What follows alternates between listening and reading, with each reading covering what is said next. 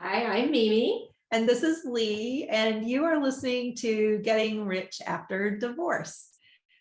Today on this episode of Getting Rich After Divorce, we're going to talk about why an online course might help your business or not. And then some more stuff, or all things online courses today. Yeah, and we're really going to be talking about, is this a good idea for you and your business? Or is this not a great idea for you and your business? Maybe it's a timing issue, maybe it's the material you have. So we're just going to be having a conversation all about the whys and why nots of online courses. Yeah, so let's talk about, we want to be upfront and clear. We're a big fan of online courses. We have online courses. We love having online courses. It's fun for us to make online courses. So we're big fans, and you're going to hear that. So we just want to be really out there. But we were thinking of when maybe you don't. And we have students who've thought it through and decided maybe it's not right for my business. So we'll talk about that. So first, we're going to talk about like the reasons you would. Yeah, can I just back up one second say, you might be thinking online courses. I don't even know a lot about them. I know when we first started our business and, we got into this topic of online courses, I was like, I don't even know what that was. I literally had no clue. And they're like, yeah, we can have an online course about money. And I was like, you mean like a university class? Like I had not explored this whole world of learning and using the internet as this amazing resource. I now am obsessed with them. I'm constantly buying them on all types of business related topics, personal topics. So online courses it is like a structured university course. And I think after COVID, everybody is doing more online learning. So to have earning. Yes, and earning. Yeah. And really online courses can be about so many things, like I was saying, I buy them for business, personal, all kinds of reasons. I just bought one recently on how to use my iPhone camera more effectively. So it's crazy the things that you can teach. So maybe this is a perfect fit for your business. And that's what we're going to dive into. Yes, that's a really good point, because, maybe you haven't, we're so immersed in it in ways that we learn, and we're immersed from a business perspective. I can frequently forget that maybe nobody's ever taken an online course before, or maybe one that seems so unrelated to what, your business might be, that it's hard to put two and two together. So like Amy said, it's just like any course, except you're accessing the course online. So rather than going in and sitting in, a classroom setting, the classroom is on your screen. And when you have a business, you can decide to create some kind of classroom experience on your screen. And there are various ways to go about it. We could talk about, this could be a whole podcast just on online courses. multiple, there's all different levels of online courses, types of online courses, way you deliver online courses. But today we're really going to talk about like why this might be a good tool to put into your business. So do you want to share some reasons, Lee, why somebody might? Yeah, we were putting together like things that, we thought of, things we know other people think about. So for us, for sure, and as a coach, you can move away from the one-to-one teaching model. So you can go from one being the coach, or from one business to many. It's a very easy way to spread your message. It's very efficient and effective that way.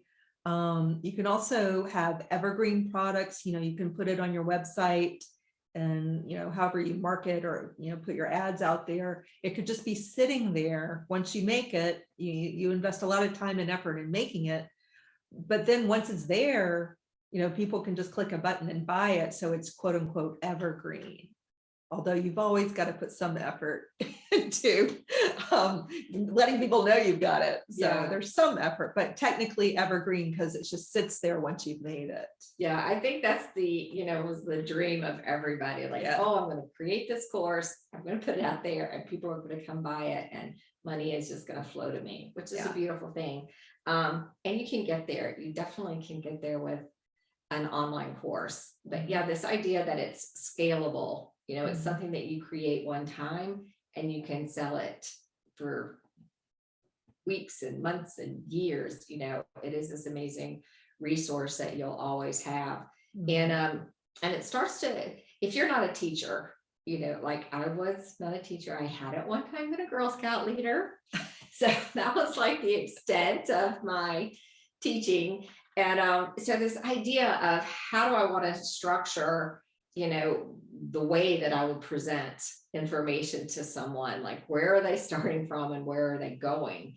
And when we started putting online courses together, it really forces you to dive into what is the most essential information that I'm going to communicate, and how quickly and effectively can I communicate this? So, even if you never sell an online course, the idea of structuring your material in that kind of format, I think was super helpful for us. Oh, we got such valuable lessons from it ourselves, because we, like Mimi said, it forces you to think from, the perspective of your customer, which is always a good thing in business. Always, you're going to hear us say that over and over and over again, because it's so important. And the course process, the course creation process, you want to think about that arc. Where are they beginning? What's the messy middle? Where do they end up? And what are they ultimately walking away? And, then you're looking in the arc, you're looking at their whole journey through the learning process. And then you really have to organize your thoughts. You have to, all this great ideas you had, you really have to think logically, step by step, how do you actually teach this in a way that's going to help them? And one thing you can decide is this product just going to sit on my website and I personally never interact with the people who purchase it?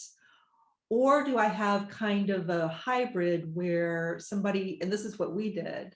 Well, we've done both, but here's the one we really liked. Here's the one where we learned the most. It was the most fun. Is we created the course. It's evergreen technically because it's just sitting there. But we also did a hybrid where people could come in and we would meet cyclically, like through, week to week, we would meet with the students. So we could see what was working and what was not working, what was too confusing, what could be. Mostly we learned the beauty of simplification.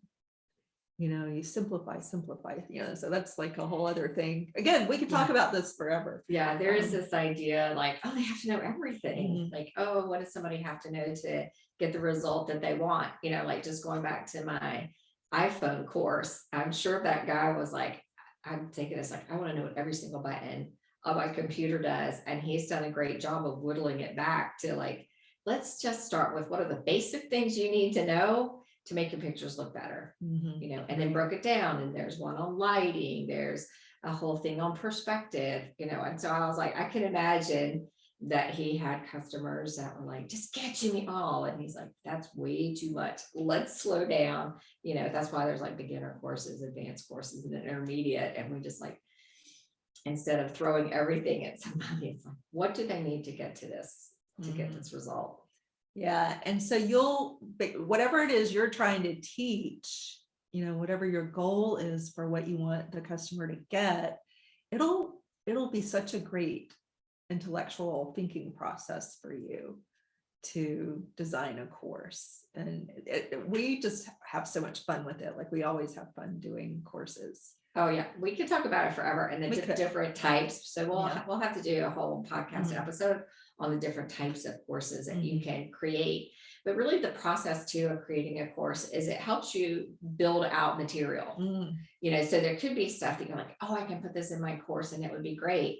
Or this piece of information that I've got would be great just to offer that on its own. So you're going to start building a library of material that you can use for free as lead magnets, that you can sell as a mini course, that you can utilize for a workshop. Like this material, when you start putting it together, can really be broken up and combined and used in such a variety of ways.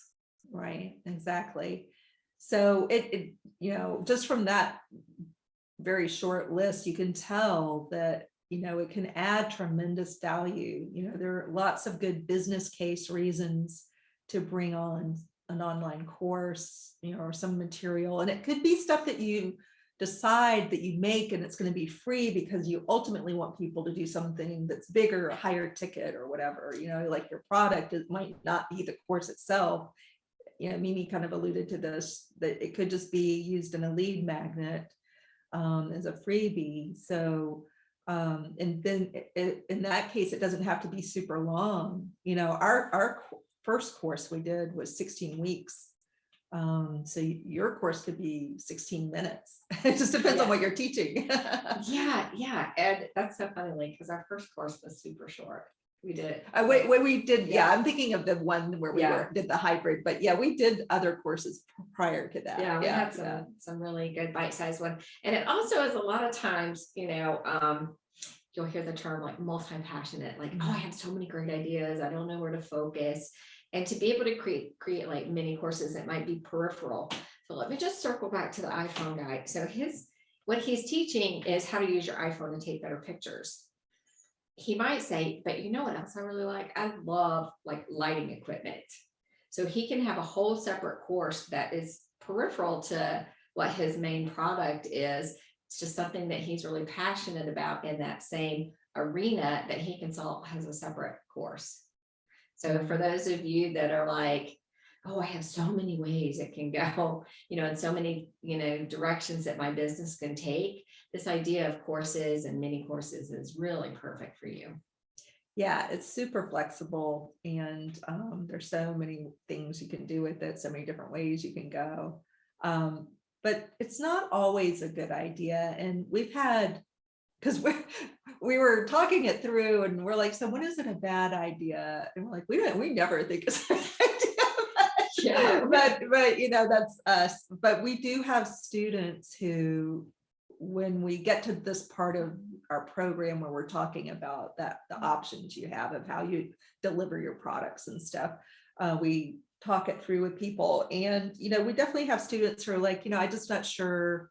And they're right that it may not be the right thing for them. It could be that the material that you teach is super personal, and it does need you to walk somebody through it in a more direct way, that the person's situation, we're all different humans here on this planet, and sometimes there's some overarching themes, but you might have a topic that's really personal to somebody. And so the idea of sending them off to a course to do it on their own, might not sit well with you and with them. Right. And so to decide, like, if you're like, I don't know how to decide that, you would think about, would this add value to my client, and how and why? Really think that through. And maybe even, ask some clients, you can always ask the customer if you already have potential customers, or, the category of customers you're going after, you can ask them, would this be helpful? And they'll give you really good information. We were thinking that certain circumstances for a client just might make it logistically hard. Like if what you offer fits like a limited time frame or a moment in a person's life, a course might seem unwieldy or clunky to be adding into your whatever it is you're offering.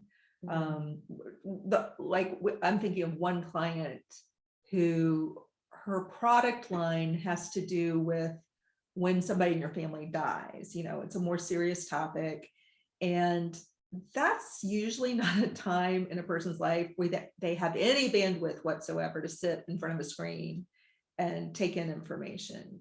They probably need a lot more hand-holding and personalized attention, and somebody else would do it for them even, so that's an instance where the course would just be probably not as kind. She might find some things that she could do, that are peripheral to what she's doing. So you just have to really think about what your business is and how that might impact the customer. One way you'll know, circling back to when is a good time to start an online business, is if in working with your clients or your customers, you hear the same question over and over. Answer the same question over and over. That might be a good time to have a course that says, hey, these are the things that you're going to come across the most. And I know this because these are the questions my customers ask me all the time. We go back and refine our products and our courses all the time based on the questions that we hear, like, oh, we thought we had taught that in our course, but we keep getting asked that same question. Right. So maybe that's something we need to add into our course or clarify on our course. But yeah, if you find yourself always answering the same questions, it's like, oh, this would be a great topic for so course can be as tiny or as big as you need it to be. So I've definitely seen it on doctor websites where you can tell they're answering like ad nauseum, like the same thing over and over. So they have those little videos that takes 2 to 5 to 10 minutes to watch, and it explains all the stuff that maybe you would be asking them that they answer 1,000 times. So yeah. So let's just talk about real quick why somebody might struggle with the idea that they are the right person to put a course together. Oh yeah.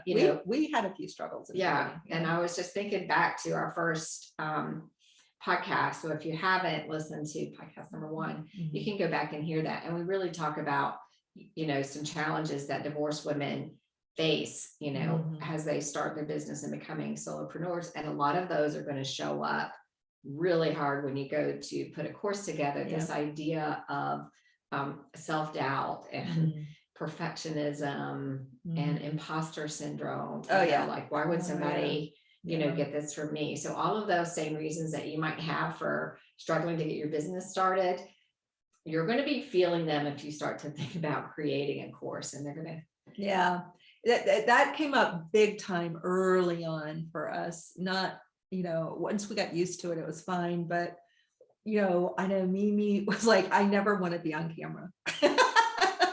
I never want to be on camera ever. So I don't want to do, she was more in favor of doing a slideshow version, and which we did some slideshow stuff. And then you got way more. I mean, Mimi's so good. She's actually, I think, our best person to put on the front of any kind of presentation, because she's so clear and organized in the way she presents information. But in the beginning, you didn't have all that confidence. And please just say that to keep me here. No, I know. Talking about, but I can certainly attest to the misery that I felt in creating those first videos. And when I go back and listen to them, the misery it must have been for a customer to listen to them. So it definitely is like any skill. You practice it and you get more comfortable, and absolutely, and you improve for sure. But if what you're teaching is of value, people will hang with you. They will, and they'll understand. I've definitely, pulled down some courses online where I could tell somebody was just sitting in their bedroom talking into, into their laptop, and they sounded soft, but their information was good. And so if your information and content is good, they will put up with you being a beginner at creating a course, because you do, it's something it's a learning curve.